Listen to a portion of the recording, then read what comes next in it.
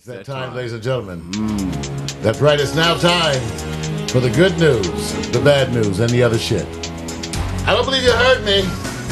It's the good news, the bad news, and the other shit. Wait a minute. She enjoyed that. I did. It was funny. Enjoyed. We get to be bad here. I like being bad Okay. in an appropriate manner. Is there a This is an appropriate manner. Well, it's that kind of a day, you know. It's not like you're doing drugs or anything. We're just talking. I love it. Of course not. Well, we got a few things to talk about. First of all, it is Conspiracy Wednesday. We have to deal with the news. There was a couple of announcements, one of which I had to acknowledge, only because I get a lot of people asking. Yeah. Sitcom star Sherman Hemsley, Yeah. dead at 74. People always ask me, "Ma, are you related to?" As far as I know, yes. Can my family tell us exactly how? No. It's one of those old history things. Let's put it like this. All the Hemsleys are from the Philadelphia area. Got you. All my family Yeah. and his family. But he was living in El Paso. When he died. Yeah. Yeah, But what was he's he doing from, there? But he's from the Philadelphia Wait a minute, area. she said What was he doing in El Paso? Well, I don't know.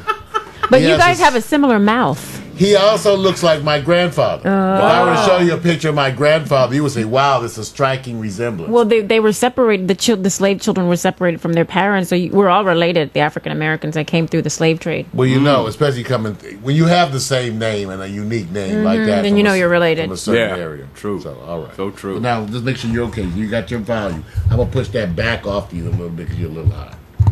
Yeah, there you turn go. that So I mean, you know, guys, it's amazing how time flies, and you know, just it catches you off guard. I don't know. Time catches up with you. Wow, Time real has fast. a way of catching up. Well, he's dead. Okay. That's the bottom line. Time caught up with him. His time is up. Wait a minute, Mario. All right. Gotta use that quote, man. Well, I had to mention certain things before we got to the other topic. Right, I know. Because they were interesting news item. Here's a news item that's kind of interesting before we get to the big topic. After the Colorado rampage, gun purchases going way up. Yeah. Way up. People now, so in response to this, people are buying more guns. So people are flocking to gun stores in Colorado. Wow. Any comments on that, you guys, in the chat room? I already was strapped. You know what? You already had a gun? No, let me tell you something. I'm really not into guns. I don't like guns, but this is what happened, and it's a true story. Because I spent so much time working in emergency rooms, and it's hard to work in those situations and not have a certain feeling about guns. But after the earthquake, when we were here in L.A., I had $40 on me when the earthquake hit, the last big one we had.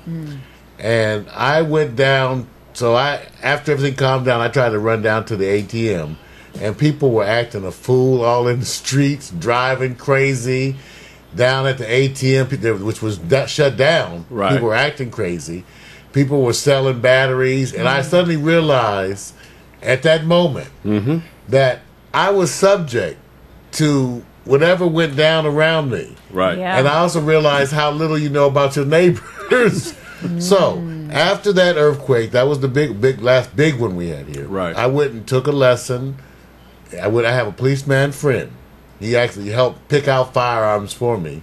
I went and took the class and stocked up. So we stopped. You know, but I'm just saying. Have to. Now, why? Why? Because my issue was, first of all, you got to be careful what you buy. See, if you buy the wrong gun, you shoot through the wall and kill your family. Okay? And you needed to have stuff for self-protection. Like I told my woman at the time, I said, you hear somebody in the house, you lock the door. Right. The gun is for the person who kicks through the door. That's Kill him. Right. Shoot to kill. Right. Okay? All right. self-defense. You lock the door and call the police. Right. But if Yeah. he's that bold to kick him through the door, Yeah. shoot him. You have to. Okay. Have to. You can't And have. make sure and I will check your pulse because we'll be coming back. Ain't gonna be like get healthy and come back and get me. Right. We will sit there and check your pulse before we call for help. Right. Because we Yeah. make sure you're on your way out. Yeah. Yeah. So I understand the mentality, even though it's a respect issue. I don't embrace guns. I'm not a gun collector. But you realize in certain situations, especially depending on where you live, it may be something to have. Now, an assault weapon, that's different. Right. I can see owning a shotgun. Right. Because one thing about a shotgun, when you cock that son of a, everybody knows that sound. And all you have to do Okay, is- they say it'll put fear. That's right. All they got to do is hear that. yeah, and they're gone. Hopefully. They out. They leave Right. at the door. You're And done. a shotgun is not going to usually shoot through the wall. No. Your woman can aim it in the general direction and hit somebody. Yeah. Okay. Yeah. And the other thing I got was a revolver, because a revolver you have to actually pull the trigger all the way back. Right. Okay, and you Right. also don't mess up and leave a round in the chamber. That's the problem with some of these semi-automatic pistols. It's possible to leave a round in the chamber. Take the clip out, Right. and you still have a bullet in there. Right. That's how people get shot by accident. No. So anyway, this whole issue of the gun thing, I'm just clarifying before people say I'm embracing guns. I'm not saying that. I'm saying if you live in a rural mountain area, you need to be worried about mountain lions and bears Right. coming out taking your dogs and your children. What about urban city dwellers? You might need to have a shotgun, but I don't think you need an assault weapon. This is the whole issue. You really need to get 100 rounds of bullets that can go through 2 walls Right. and hit somebody. It's meant That's to a do. little overkill. Right. Okay, remember I told you I didn't even say buy that because you're going to shoot at the intruder and hit your daughter. Okay? You're going to go through the walls and get her. So you need something. I'm just talking about for just basic protection. Yeah. The standard $250, $300 shotgun, and a revolver that you had as a kid, Right. Like your old Western, where you Right. got to pull the trigger all the way back. Right. You don't slip and shoot those by accident. Yeah. You actually have to put some Yeah. force to pull the trigger. It's not gonna be like Right. oops. Right. Now you gotta pow. Right. Pow. Did you hear about the last week, the 3-year-old that killed his father No. with a gun? Yeah. He's 3 years old, man. See, you know what's so terrible about guns, and I think you got to treat them with a lot of caution. I have mine in a gun safe. Remember, I told you. Oh, plus the ones that's hidden all around here. Right. I told you, please don't sneak into my house. Yeah, but this is a mansion. You don't go. And a pool, with a That gun- pool in the I was gonna backyard. warn you, there's You shit- need to have That's a gun right. or two because That's you got right. a mansion. And there's some shit hidden And a in the pool. garden. One of them rocks out there might have a 45. I'm impressed with the pool. I was like, oh, they got a pool up in here. Wait a minute.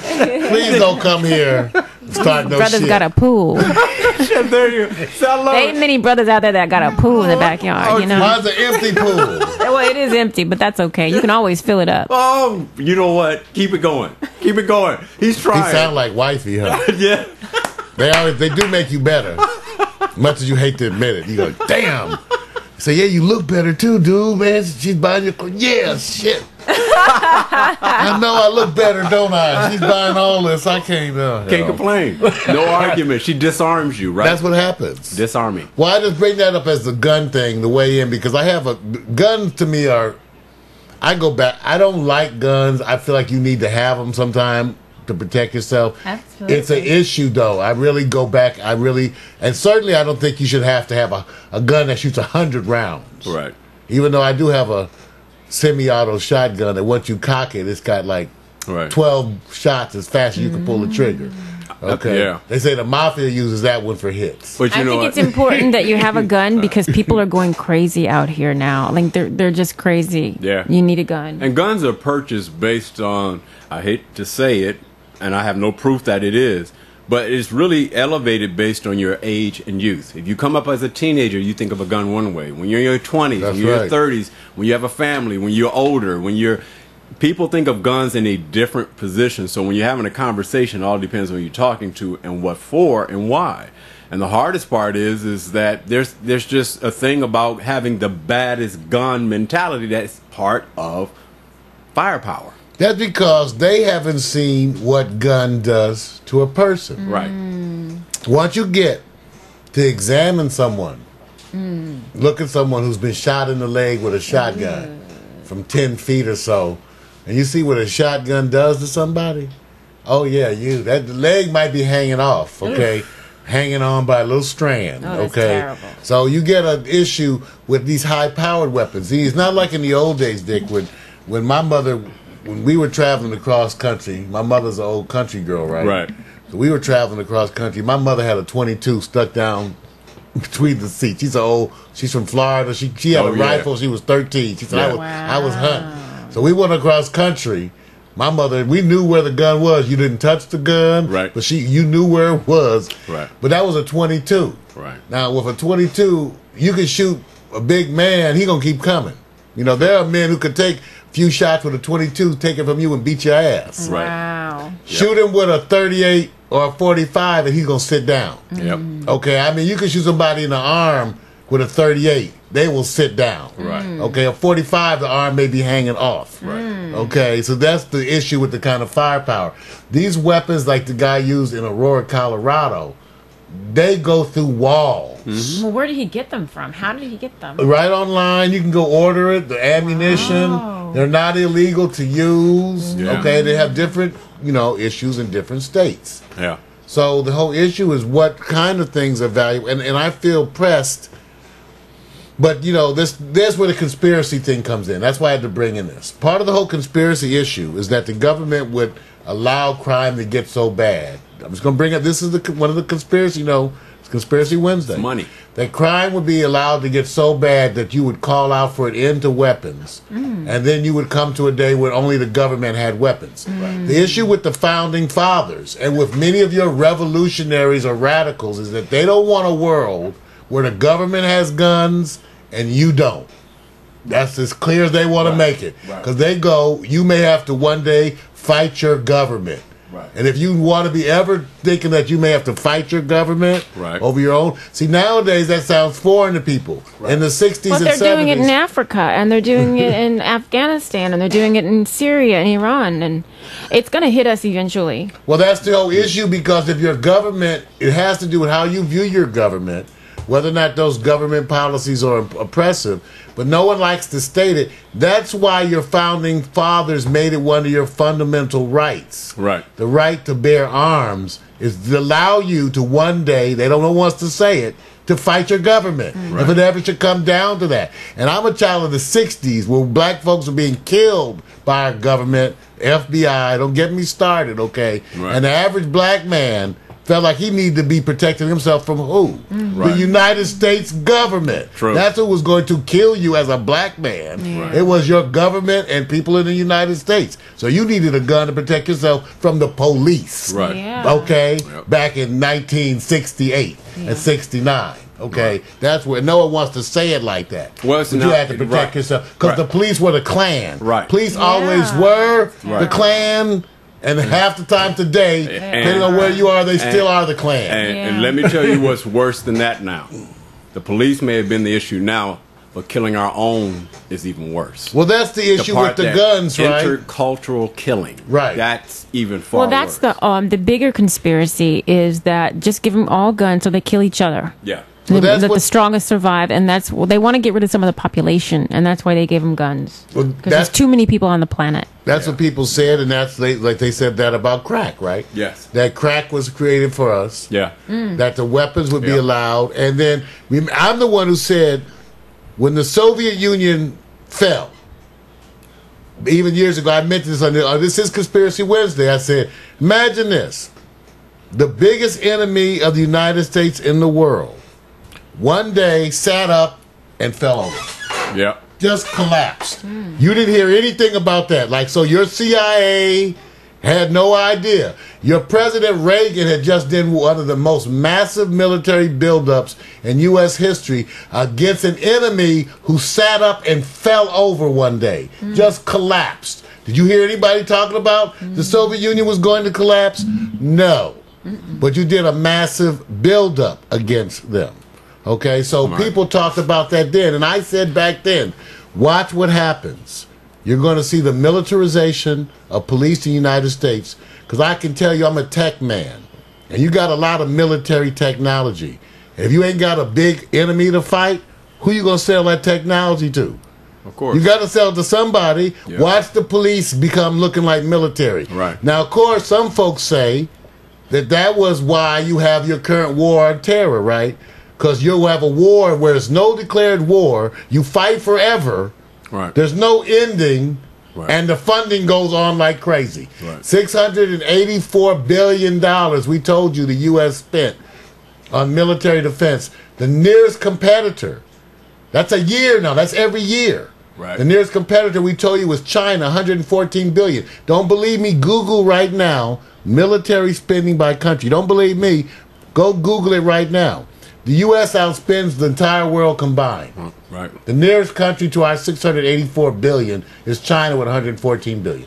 So that's why I bring up about this guns and how big an industry it is. Right. Well, also to have you scared. They're eliminating the population in various ways. In addition with guns, they're also using HIV. Supposedly, the AIDS virus was created in a laboratory. Well, that's one of the conspiracies. Yeah. And hence we get to our story today. Because we're at a time now where the epidemic can actually be treated. You have drug therapy. You have people like Magic Johnson who are infected, who have no measurable virus. In other words, now, of course, I remind people, sometimes your ability to measure gets better. One day you have a better test, and all of a sudden it's what? Right. Measurable now, because you have a better test. But right now, these folks are able to take medication and achieve a state where you can't find the HIV virus in their body, can't identify it. Right. Now, of course, everybody says, well, someday you got to stop taking medication. Everybody's a little scared of that one. Because, you know, if it comes back, you stop taking that medication. If it does come back, you have a higher chance of resistance. Okay, well, so just keep taking the medication. That's what everybody says. Well, take a chance. Well, the issue with that is who's going to pay. That's part of the conspiracy today, the AIDS epidemic, the beginning of the end, because now you have essentially what people are calling and saying could be the end of AIDS, right?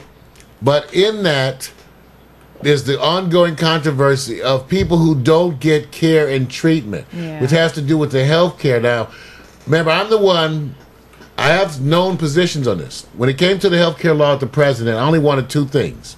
Universal coverage, and that the whole thing should be opened up to competitive bidding. Right. I only had two things I wanted. Right. Didn't get either one of those. Yeah, 0 for 2. Didn't get either one of those. 0 for 2, huh? With the $684 billion spent. Right. That's why I call the president no change. Right. Okay. Now we have the AIDS epidemic, and the issue still is the same. How do we get, if you don't have health care coverage, and you can imagine the folks who are getting HIV, are the ones who are probably less likely to have health care coverage. In the first place. And you're still in the richest country in the world. What damn difference does it make if you can't get any treatment? Right. Because you don't have health care, you can't afford it. Well, they said that the Obamacare had a cap, a limit on how much would be spent on any illness, which is $100,000. And if you weren't cured at $100,000, you were just going to be left to die. Did you hear that? I don't know, and I'd have to see. The issue I had mostly... And it's just the attempt to reduce the population. Well, Juliet, they also were funding the same old people. It was, if I remember, it was almost $800 million guaranteed to the same people who've been giving you health care. Blue Cross, Blue Shield, you know, all the ones that are out there who we have issues with the delivery. And since it's not opened up for competitive bidding, you sort of ceded them. To me, I go... What the Obama administration did was guarantee $800 million to people I wanted to see go out of business. And he guaranteed the money. They're creating, as a result of Obamacare, they're going to have healthcare exchanges, public healthcare exchanges. Well, we'll see what. See, the whole thing is that the people for it are saying, Julie, they're saying, well, it's a start. It's a start, and it's a move in the right direction. And that's the debate. I'm a radical leftist. I'm one of the ones I go, no, I don't think so. I ask for only two things. Universal coverage and that you open it up for competitive bidding. I was for rationing back in the day. People said, oh my God, you were. I said, that's because they're lying to you. See, with rationing, they have to at least publish a list and say what they're going to take care of. The other way, they just make it so you don't get any care. I said there is rationing. I worked at a county hospital. When you wait 13 hours to be seen, that's rationing. Okay, that's terrible. You can't be seen. Okay, so you just die. Okay, and that to me was rational. Well, that's the way that they eliminate the population or reduce the population, is letting people die, letting the old people die, letting the sick people die, letting the mentally ill die, letting the lower income population die, because they want to get rid of that. They consider it undesirables. Well, we know certainly that people think are you a contributing a member of society? It's hate to say it like that, but that's the way people. And you know what is? Poor people don't realize how they're looked at. Vic and I talk about this all the time. Poor people, especially in America, working poor too, right? Don't realize the contempt that which they're held in. Can't tell them by the system. Can't tell them. They don't get it. They actually believe. They don't understand there's a certain contempt within all the systems. Go and present yourself and try to get some care and see what happens. And then you will come to understand. Well, that's where underearnersanonymous.org comes in, because if you are the working poor or among the working poor or you are in poverty, you can earn through the help of a higher power. And that's where the underearnersanonymous.org program comes in. Now tell us about that. I'll take a look for that. It's a 12-step program for people who are stuck in poverty. It uses the AA, Alcoholics Anonymous principles, but it applies it to earning. So it replaces the word sobriety with prosperity, meaning that God is going to restore you to prosperity, assuming that we all were born prosperous. As children are just prosperous naturally. So, and that we are caught up in the system, and that we need higher power to we need a God job. We need a God way of earning. Yeah. And you've got to find that through appealing through the 12-step program. You can find it. Just like you can find sobriety as an alcoholic in the AA program. You can find prosperity. Well, you know what's interesting, Julia? I agree with you. So one of the things that comes up all the time is when you are a radical or leftist, and you talk about these things, people get burned out, they get depressed. So you have to be able to give people things to do. And often, unfortunately, or maybe, well, it's not unfortunate, we need to use spiritual and metaphysical things in order to cope. Well, there's a spiritual solution to every problem, and the government doesn't advocate the spiritual solution, so we have to find it on our own. The spiritual solution, there's a spiritual solution to every problem. There's a spiritual solution to poverty. There's a spiritual solution to having lost your health, to HIV or any other illness. There is a spiritual solution to every problem. And this, I believe, is the solution to poverty in America and probably beyond, underearnersanonymous.org. I founded it in Los Angeles. I gotta give you a clap. Thank you. I tell you, in her spare time. In my spare time.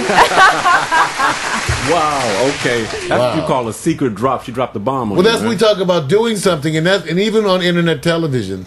This is why Vic will tell you, when we started this, it was the politics and the potential of that, the way you could affect the world, that most inspired me. The fact that an average citizen could do what we do is so overwhelming to me. I got so fired up that I wanted to tell everybody about what they could do with internet television.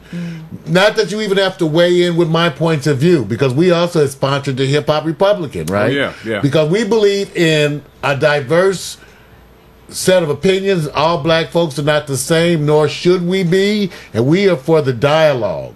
In other words, we talk about a lot of the conservatives and the radicals actually have certain things in common. For one, I would protect your children in our military. Right. And I'm a radical leftist. If you're going to ask them to fight your war, you damn sure should provide with health care. And the mental health care they're going to need the rest of their life. Right. But the problem is we idealize the government, and we think the government should be doing something for us when we shouldn't expect anything from anyone but find our security in higher power. I have a book that goes along with it that I give to my the people I coach in Under Earners Anonymous, called Prepare to Prosper, which is on Amazon.com. And it goes along with the Under Earners Anonymous program. We have to prepare to prosper, prepare emotionally, spiritually, mentally, prepare to prosper.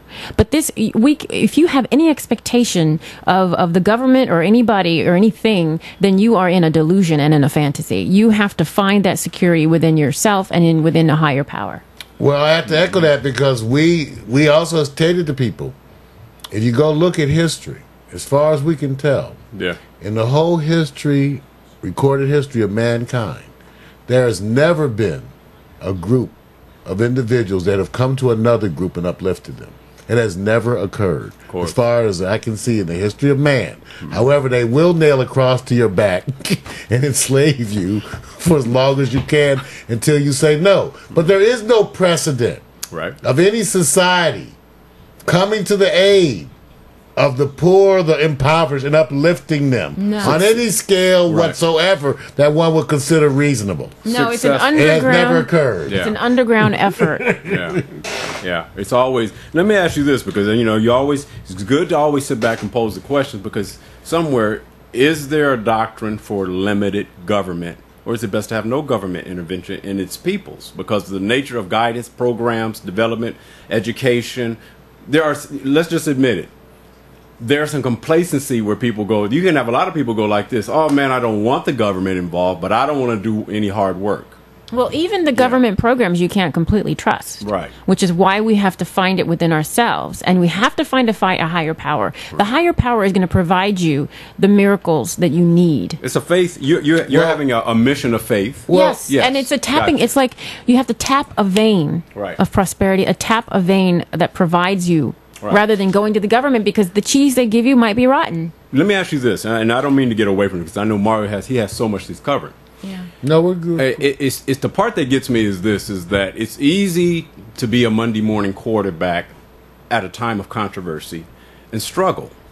But if we had to do a survey of the every average day American who can be a leader, because the more leaders you have, I would assume the results will be profitable for everybody and guided by faith and all those other things that are not necessarily a Wall Street environment, but we know you need dollars, exchange, and all this. Well, the Wall Street was a gamble, total gamble thing. That's right, you know? right. So and that's falling down too. Right. So here's my question. Now we have no choice but to find a higher power around our money and our earning. Right. Now, do we have to? Now, you're a person who's an achiever. Yeah. Not everybody's like that. That's true, but you can become one. Now you've got to overcome the trauma that you experienced as a child to find the original self that has a purpose. You're at a place where, I'll say this, and it's true. We see it all around us. They will probably tell you there's 1 in 100 people like you, meaning that you need more people to be activators. They're sheep. You need to be activators to do and carry out the mission and the philosophy for them to have greater empowerment of self and individualism.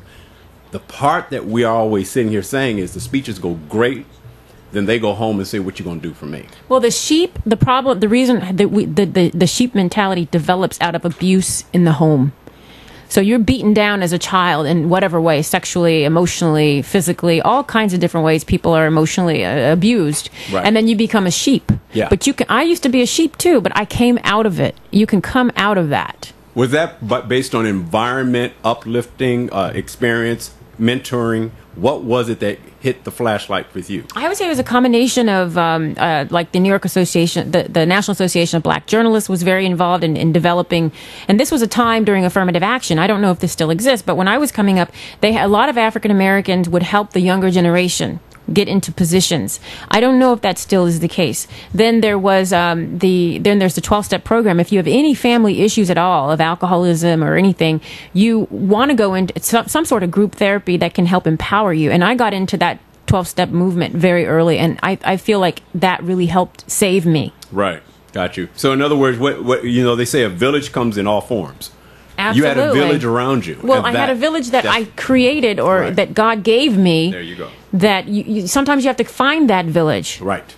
Seeking you shall find. Well, see, and I agree with Juliet, because I don't know how you find the strength to tackle these kinds of issues without developing that spiritual side of yourself. In other words, as a college student, when I started first investigating politics in the depth that I did, you ultimately get to a point where you start thinking you can't win. That's right. You cannot change the outer environment. You cannot stop this world. The money, there's too much evil. The powers that be, except the higher beings shatter those things. They're part of the conspiracy literature as it relates to the earthquakes. Edgar Casey's predictions on the earthquakes that were to affect the world was that it would be a shattering of the earth's governments who have become evil. Right. Well, they say that the earthquakes are a result of the drilling that's going on for oil in the water, in the ocean. Did you feel the earthquake last night? I heard I did. I was up. I was up too. I was up. I felt the earthquake. Yeah, I felt the earthquake. I got up because I thought something rumbled. Remember, I told you, please don't sneak in my house at night. Something rumbled, and I went outside to see what was out. And I'm just saying, please don't come over here faking stuff. Wait, I heard it might come out the wall. I'm going to check you. There's cameras coming on, zeroing in with the... auto dial police shit. You know when you can tell when somebody got their giddy up and gone. I felt the earthquake. I heard the earthquake, and I heard feet just go. Get out of here. And that's it. What time did the earthquake hit last night? 3:18. That's why I woke up. I woke up. Something woke. I said I couldn't go back. I woke up at 3 a.m. I was like, oh my God. I'm just saying. Since you mentioned earthquake, something's happening here. Where of course the experience was several hours. It wasn't that big, you guys, but it was enough to sit back and go. There goes God just belched. No, let me stop. Well, you just hope it didn't get worse, you know. Right. Well, that's been our. Therein lies the subject of today. It's been a wonderful conspiracy. We got to talk about the politics of AIDS treatment, the politics of government. Right. And we got a chance to get a little insight into Juliet Fairley, right? Who's a very interesting person. Got to give her credit, you guys, putting her money where her mouth is by being, active and involved with, again, trying to educate the community. See, a lot of us, we take this challenge, this charge seriously. Right. It is the good side of what we do in our lives, right, to try to attempt to educate. Efforts like this show you that people are doing that. They have plenty of meetings in Los Angeles and Pasadena, in North Hollywood and Los Angeles proper. I mean, it's a fantastic program, and my book goes along with it, Prepare to Prosper. You can pick it up on Amazon.com. It goes along with the 12-step Under Earners Anonymous program. I am so grateful that there's a program, 12-step program for money, because I would hear about all these alcoholics going to AA, and I'd be like, well, what about me? I have a trouble earning. And it popped up, this program. Wow. It helps you tap a vein of earning. Wow. Like you tap a vein of... I'm loving it. They say, because the cheese has moved, right? They say, who moved the cheese? It used to be here, and now people don't know where it is anymore. Right. This will help you find it. God has to guide you to your particular money source. Very good. I applaud you. I wonder why. Yeah, I feel like you should have said more about more money. Here's the part, Mario. I said now. I'm just saying this. We joke a lot. Julia can tell. And behind the joking, we're serious. But I believe pathways of governance and mission and philosophy doesn't always have to be around looking like how bad you are, how mad you are. I think you can laugh your way through success and still be focused. So I'm of that other side. I can be serious, but I also believe it's like music. Music kind of opens the doors for people. Totally. And then the message go out there. So I'm not trying to say this is not the thing to do, but I'm shocked that this is something I didn't know about from you, as it relates to me discovering more of what you do, because now I look at you as an actress, a writer, producer, but then you're also an activist. Yeah, and a spiritual activist. And also what they call an entrepreneur. And the part that I always say, you need greater entrepreneurs as mentors to guide and direct people who need more knowledge. Yeah, and they have phone meetings on the Under Earners Anonymous. So if you're way out in Ohio or Cleveland, you can go onto the phone meetings. And I want to say that it's difficult to change the outer environment. But if more and more people were to change internally and to transcend spiritually, and we could become a spiritual force as a people, then everything will change on its own because our insides have changed. There you go. Man, Mario, can't say it better. You need to meet some of her friends. That's right. Everybody. Wow. What a day. Go to the Under Earners Anonymous program. We got to. Thank you, Juliet. Apparently, That's where my friends are. I might have to go there. I'm telling you, this has been the good news. Let's go speed dating and Under Earners Anonymous. Oh, Lord. Lord. They make us better. And other shit. At least they're trying to get over it.